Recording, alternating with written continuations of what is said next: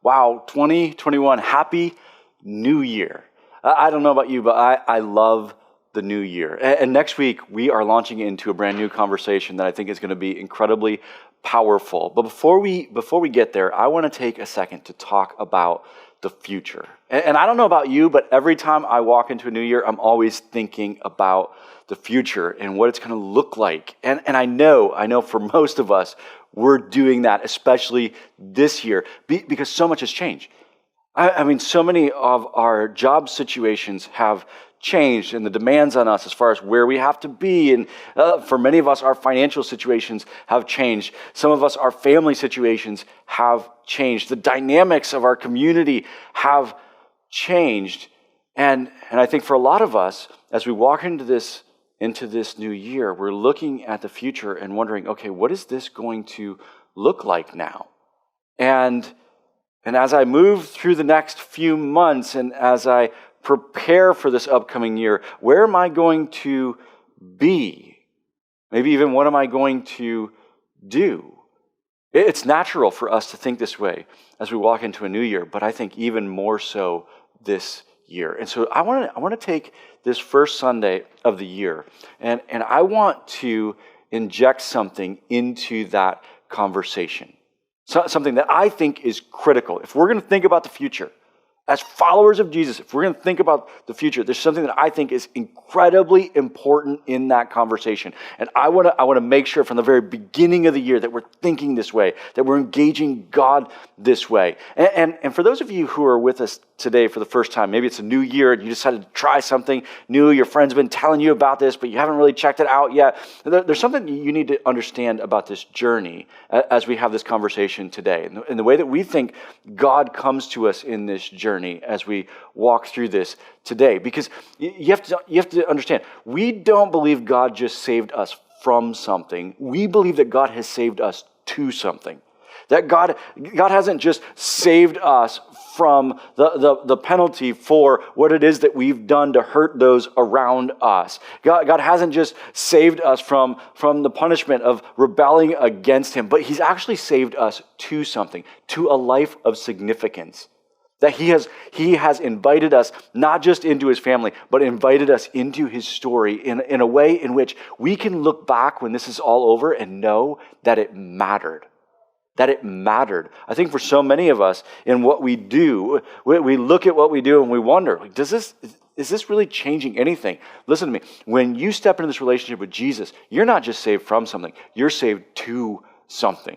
And He invites you into this journey with Him, this story with Him. And He gives you a role. He gives you a role. We talk about this a lot here at Hope and Grace. This passage is so important. I just want to take us back to it really quickly once again. 2 Corinthians 5:18 through 20 says this, "And all of this is a gift from God who brought us back to Himself through Christ. And God has given us this task of reconciling people to Him. For God was in Christ reconciling the world to Himself, no longer counting people's sins against them." Again, He saves us from something. He saves us. He saves us from the penalty for sin. He saves us from that divide in our relationship with the Father. He reconciles us to the Father. And make no mistake about it. Listen. It doesn't matter who you are, where you've been, or what you've done. Jesus has made it possible for you to be reconciled to the Father. The only thing that will keep you from that is if you say no to it. The only thing that will keep you from that. It doesn't matter who you are. He gave His life for you so that you could be forgiven, so you could be reunited with God, reconciled back to Him. It's all been done. You just have to say yes. And so you see, He's rescued us from something, but He also rescues us to something. And He gave us this wonderful message of reconciliation. So we are Christ's ambassadors. He saved us to something. He says, no, this is your role. You are an ambassador. And I love this picture. I bring us back to it over and over again because I think it helps us to see it so well, because we understand what an ambassador does. In our culture, we understand that. We understand how it's sent from one country to another country in order to build that relationship and foster that relationship. And God says, you need to understand something. I've saved you to a life of significance, and here is your role. I want you to think about yourself this way. You are an ambassador, and I'm sending you to the world around you. I'm sending you to people to help them understand that I've done everything for them to be reconciled to the Father. I want for you to live out this role. Which is why I think this is so crucial as we're looking at the future. Because as we look at the future and we ask this question, okay, where am I going to be? What is this going to look like? We have to engage that as an ambassador. You have to ask the question, okay, how do I as an ambassador step into the future? Which means it's not about, okay, where do I want to be? It's about, okay, God, who do you want me to impact? Who do you want me to reach?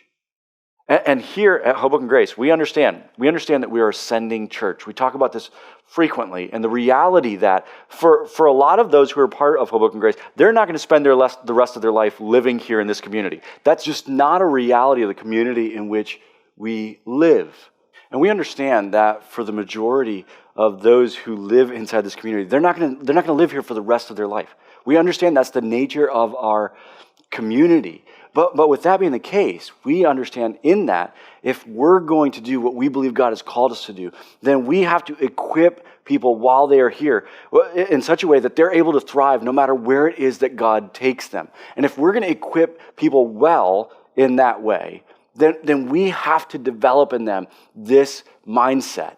And we want to be able to develop in you this mindset that I am an ambassador. And for them, as God takes them from here, for them to make the decision about where it is that they're going to go, not based on place or what possession they're going to have, but based on people. So that as they move from here, they're moving based on, okay, these are the people I believe God wants for me to impact. The people that God has called me to. Why? Because I am an ambassador.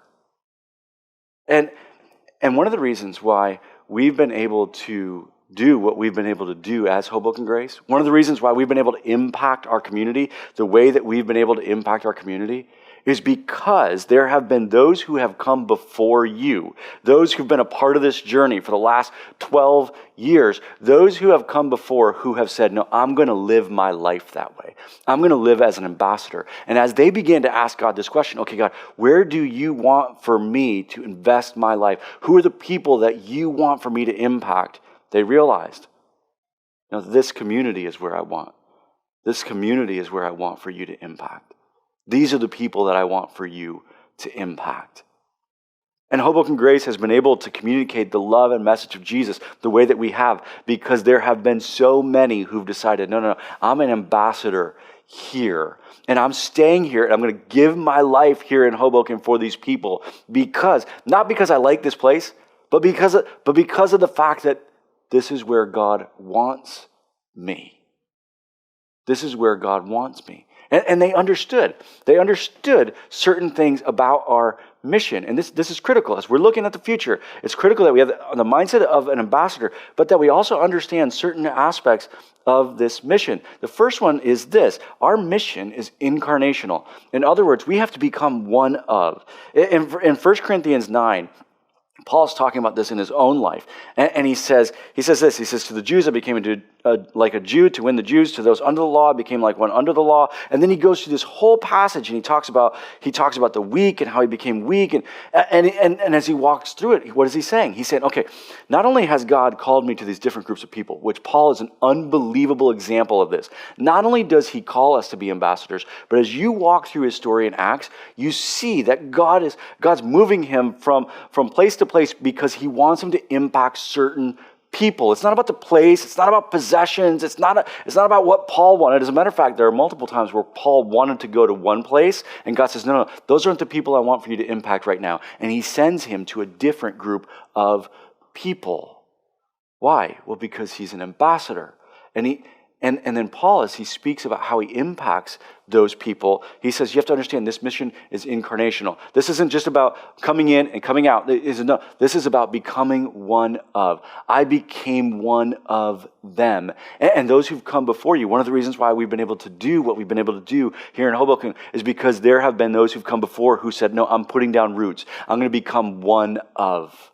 One of the things that I love as a dad is being able to tell people, no, all of my boys have been born right here in Hoboken. It's another way in which I get to become one of this. It's not just that I'm moving through. As we talked about our home campaign this past year, we talked about that in terms of a church, our church as a whole, that we want to further put down roots. Why? Because we are one of, and we are ambassadors, and these are our people. And we're here, not just because we enjoy the community, we're here because we believe, no, this is where God has called us to be that ambassador. They understood the mission was incarnational.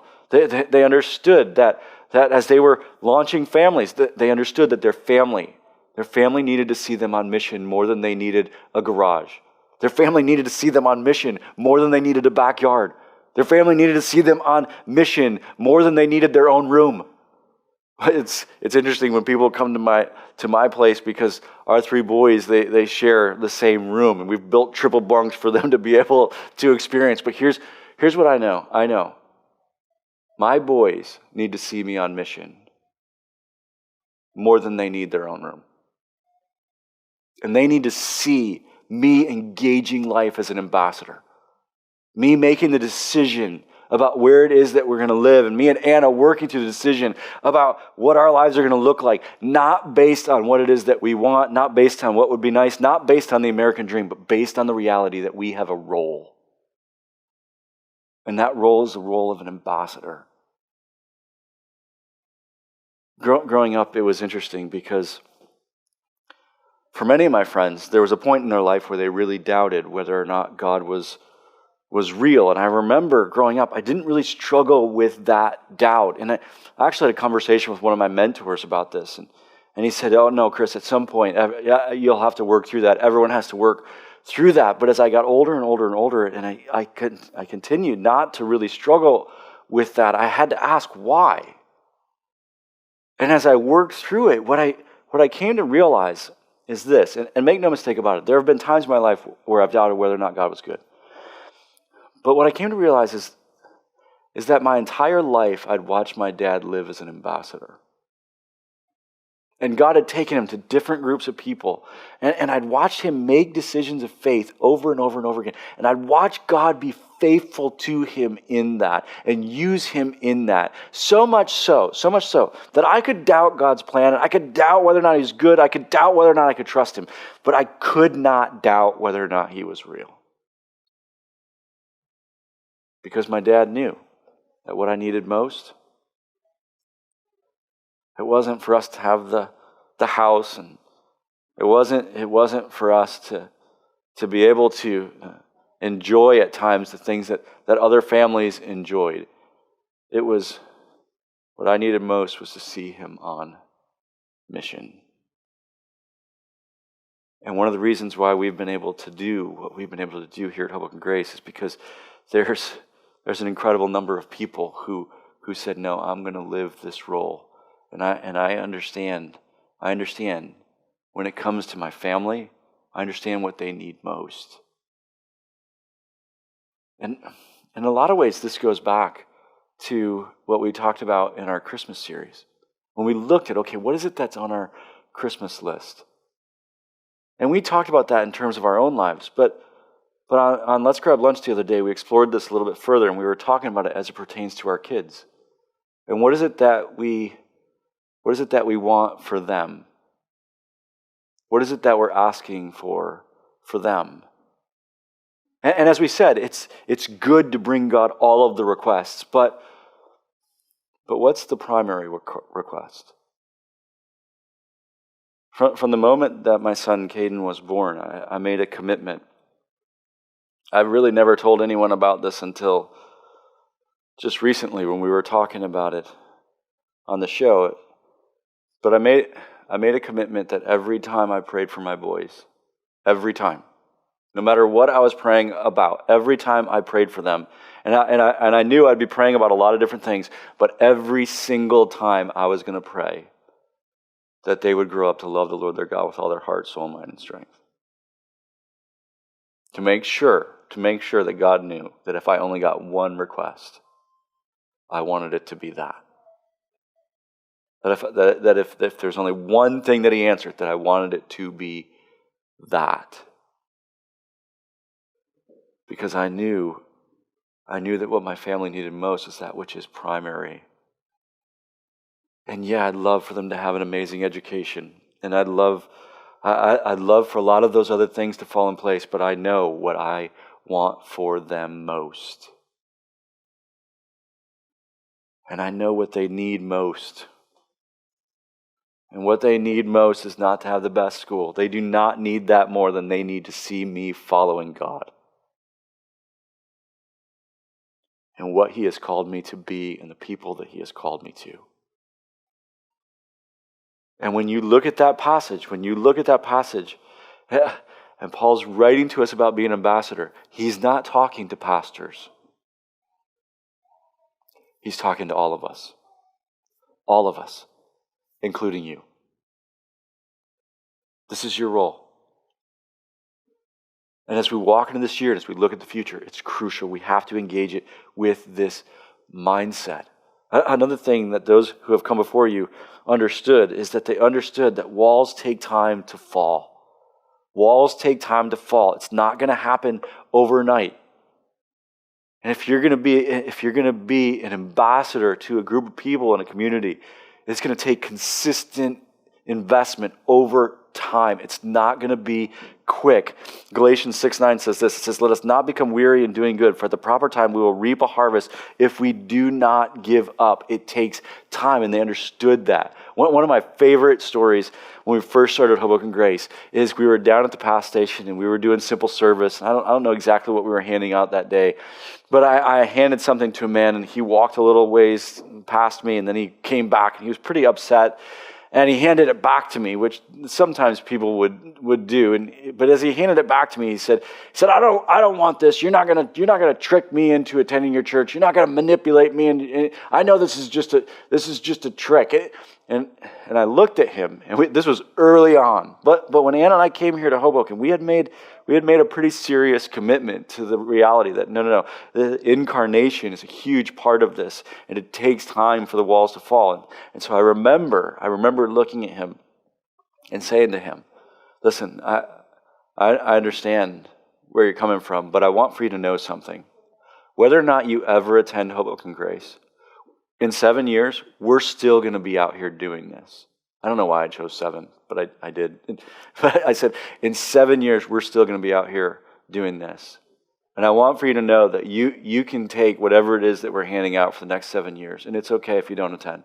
We'll still be out here because this isn't about that. This is about us making sure that our community knows that we care. And us making sure that our community knows that we believe that God cares. And if they want to explore that journey, there's a place that they can do it. And one of my most significant celebrations was when we hit that 7-year point. And I remember at that 7-year point, I intentionally myself went down to be a part of Simple Service. To be able to say, no, I carried through. I carried through on that promise. We were still there. And now 13 years later, we're still there. It takes time for the walls to fall. And one of the things that you see when you look across the country and you look at churches that are significantly impacting their community, where the walls are falling, one of the things that you see most consistently in those churches is that there's a group of people who are living as ambassadors. They're in that community not just because they enjoy the community. They're in that community because they believe, no, this is where God has called me. And I'm going to dig in and I'm going to give my life for these people because these are my people. Another aspect of the mission that those who've come before have understood that's so impacted our ability to be able to powerfully impact people is is that they understood that young people need old people. And this was tricky at the very beginning, because at the beginning of Hoboken Grace, we were very young. The community was very young. And at that time, there was even less diversity in terms of age. And the entire community was so young. And over the years, Hoboken has gotten a little bit older. But one of the things that's been really powerful in our church is those who've decided, even though I may not be as young as I used to be, even though as they looked at the community, they said, maybe I don't necessarily fit in the way that I used to fit in, they decided, no, I'm going to stay. Why? Because these are my people. And they understood this thing, this principle and the mission that you see in Titus. Because as Paul's writing to Titus, and Titus is a young pastor that Paul is developing, and someone that he is apprenticing. And as he's writing to him, he talks to them about the importance of the older speaking into the younger. And one of the things that's been awesome to see develop is those who've decided, no, I'm staying here because God has called me here. Not necessarily because I fit here, no, I'm staying here because God has called me here. And I want to, as the older, to be able to speak into the younger. And this is so important. I always talk about this with young parents here in Hoboken, because one of the disadvantages to young parents in this area is that there's not enough teenagers. And teenagers are very important to young parents. Very important, because they see how bad it can get. And that's very important to a young parent. But when you don't see that, you can buy into all sorts of parenting ideas and strategies because you don't have to confront the reality of what it produces. And one of the things that's really powerful, and even in my own life, I have a friend who has kids who are significantly older than mine. And there's been a couple of us who are friends that have younger kids. But it's been unbelievable how he has been a huge part of my journey. And he's able to speak into my life. He's like, no, I've walked through that. I can tell you, don't go down that road. And those who've come before, where they've understood this principle and they've valued it and they stepped into it. And one of the things that will continue to allow us to impact the community, continue to allow us to develop biblical community and circles and all that we talk about, is if there are those who decide, no, I'm an ambassador, I understand that God's called me here. And young people, well, they need old people. And I want to be able to speak into the younger individuals who are moving into our community. I want to be able to speak into the lives of those who are coming behind. And be able to help them navigate some of those things that God has helped me to navigate. I understand the significance of that. As we walk into this year, for so many of us, we're looking at the future. I want to challenge you.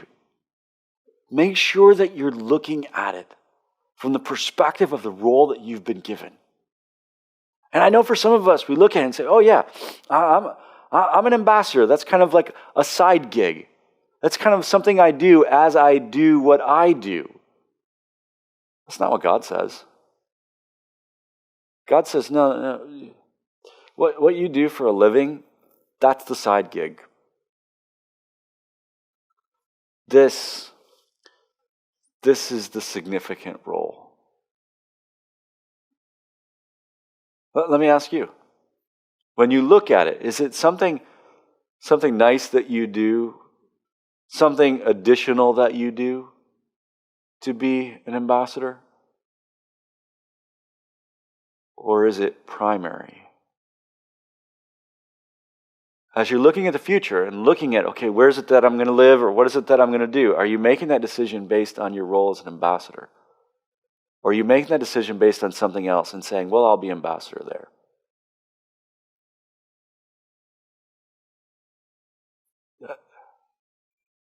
God hasn't just saved us from something, He saved us to it, to something.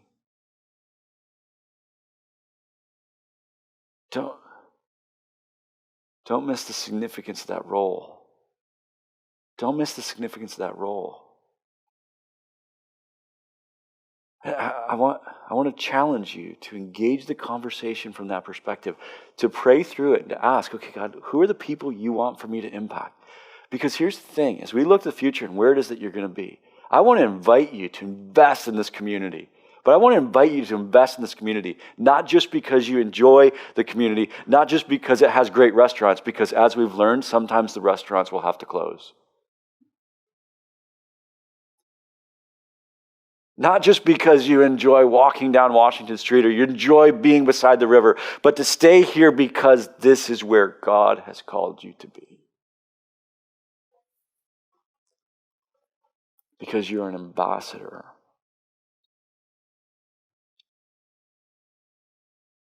And to make that decision, whether that's here or somewhere else, based on the primary role of your life. The primary role of your life. I want to invite you to engage that conversation. And I also want to invite you. There's this really interesting story in the book of Acts chapter 16, where again God is leading Paul to a group of people.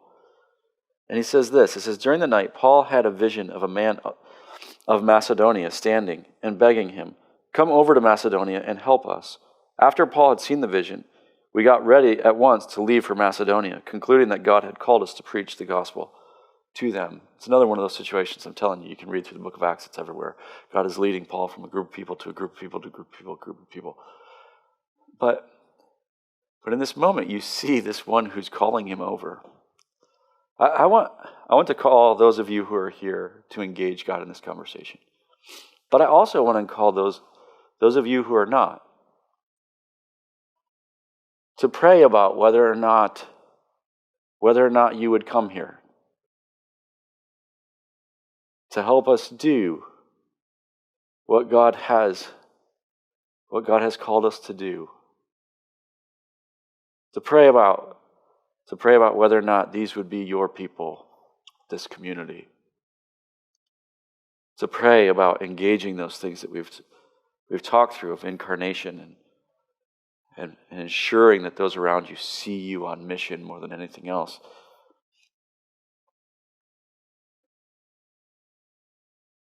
To pray about whether or not God would have you come and join us in this place to be able to continue to spread His love and message to those who call here home, to continue to help us develop a church that is equipping people, not just to be able to impact this community, but equipping people to live as ambassadors no matter where it is that God takes them.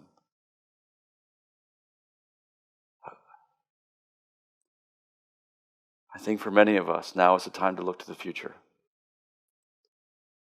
but to do so with the mindset of our most important role. Make no mistake about it. You have been invited to live a life of incredible significance. But we will only do that when we see ourselves primarily as the ambassadors we were created to be. Will you pray with me? Father, I'm so grateful that you have not just saved us from something, but you have saved us to something. I'm so grateful that as we come together today, that we get to look to the future. Some of us, this is how we've looked at the future. For many of us who are part of this community, the reason that we're here is because we've engaged our lives this way. I want to thank you for those who've been faithful in that. I hope that today is an incredible encouragement to them. And the reality of how you've used that inside of our community. But then also, Father, I pray for those who maybe have never thought about their life this way. I pray that today would be a turning point. And that no matter where it is that they go, that they would go based on their primary role. That it would never be about the place or possession, but that it would be about people. And Father, I pray that you would continue to use us,